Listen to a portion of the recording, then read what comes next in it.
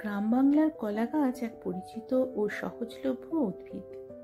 সাধারণত ফলের জন্য চাষ হলেও এর পাতা এখন অর্থনৈতিকভাবে লাভজনক এক সম্পদে পরিণত হয়েছে।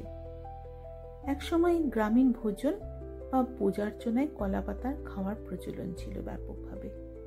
আধুনিকতার ছোঁয়ায় তা প্রায় বিলুপ্তির পথে গেলেও বর্তমানে পরিবেশ বান্ধব উপকরণের ব্যবহার বাড়ায় ফের জনপ্রিয় হয়ে উঠেছে এই কলা পাতা। এই পরিবর্তিত প্রবণতায় নতুন জীবিকার সুযোগ এনে দিয়েছে বসিরহাটের প্রান্তিক মানুষের কাছে। উত্তর 24 পরগনার বসিরহাট ও পার্শ্ববর্তী গ্রামগুলিতে বহু মানুষ আজ কলা গাছ থেকে পাতা সংগ্রহ করে জীবিকা নির্বাহ করছেন। তারা এলাকায় ঘুরে ঘুরে কলা পাতা সংগ্রহ করেন, তারপর ট্রেনে বা ভ্যানে করে কলকাতার বাজারে পাঠান। খাবার পরিবেশন, ধর্মীয় ও সামাজিক অনুষ্ঠান কিংবা নানা ধরনের পাতুরি তৈরি করতে কলা পাতার চাহিদা এখন যথেষ্ট।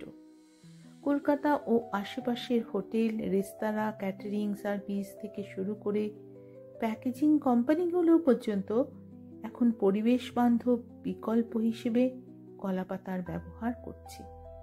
এতে একদিকে যেমন প্লাস্টিকের ব্যবহার কমেছে, অন্যদিকে প্রান্তিক মানুষদের জন্য আয়েরও নতুন রাস্তা খুলে গেছে। একটি কলা গাছ থেকে একাধিক বড় ছোট পাতা সংগ্রহ করা যায়। স্থানীয় ব্যবসায়ীরা প্রতিটি কলা পাতা 50 পয়সা থেকে 1 টাকায় কেনেন, আবার অনেক ক্ষেত্রেই বিনামূল্যেও পেয়ে যান। পরে সেগুলো কলকাতায় বিক্রি করে 5 থেকে 8 টাকা পিস দামে বিক্রি করে দেন।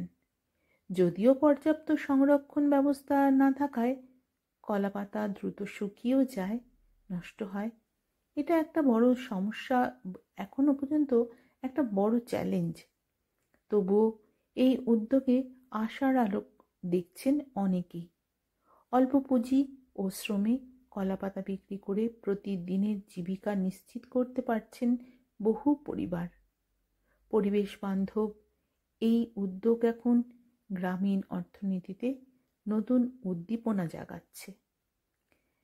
একসময় যা ছিল প্রথা, আজ তা টিকে থাকার উপায়। বসিরহাটের প্রান্তিক মানুষের কাছে কলাপাতা বিক্রি শুধু আয়ের মাধ্যম নয়, বরং টেকসই জীবিকার এক সবুজ বিপ্লব।